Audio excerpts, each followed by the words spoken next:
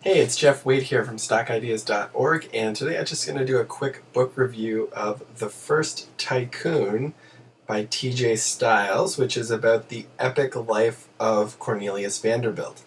So first and foremost, a big thank you to a viewer, Dividend Stock Fish, who actually recommended this book to me a couple of months ago. And I bought it a couple of months ago, but as you can see, it's pretty hefty. Now, some of this is notes and bibliography, but it comes in at just under about 600 pages, and they're pretty big pages.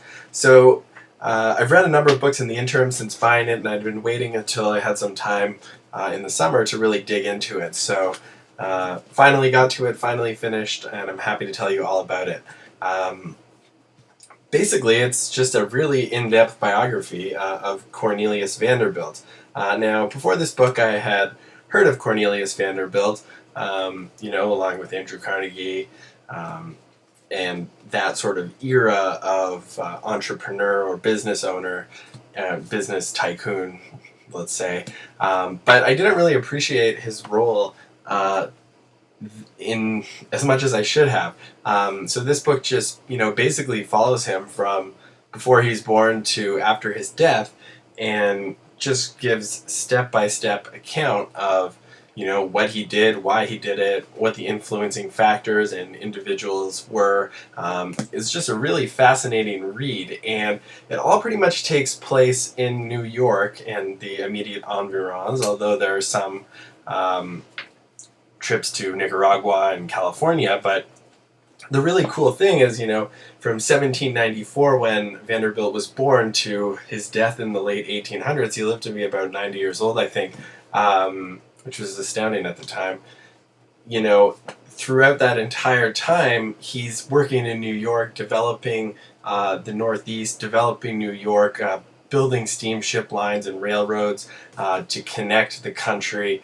TJ Stiles, the author, does a really fantastic job of, not only showing in amazing detail and context how Vanderbilt came to build such an amazing empire.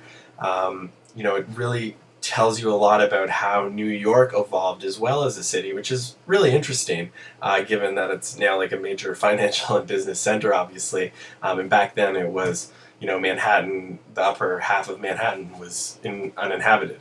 So it's really cool to kind of see how the United States evolved, the role that Vanderbilt played in the Civil War. He lent his steamships to the Northern Union Army, and, kind of had a pretty big impact actually as a result of that. It's really astounding, just the scale of how he built his kind of corporate empire. At the time, corporations as an entity were relatively new and not that understood. In Vanderbilt, kind of imaginatively, was able to conceptualize how he could combine corporations, grow corporations, merge to create conglomerates. So he really, understood that he could move beyond being a sole proprietor, which was kind of the norm at the time, and build a literal empire in a dynasty. So, I really do recommend this book. It's obviously a bit of a commitment, but if you're interested in, who was the guy who was the richest person in America for 50 years during its key development, I highly recommend checking out this book. TJ Stiles does a great job. It's really interesting. It's an entertaining read for the, it's really just kind of eye-opening and informative. I don't read a ton of biographies, so this was a little bit daunting for me, but I actually really enjoyed it a lot more than I thought I would. So, I definitely recommend it. If you're curious to learn a little bit more, you can just click on the link below this video, and that'll take you to stockideas.org, where there's a more in-depth written book review. You can click through to Amazon to read the reviews there.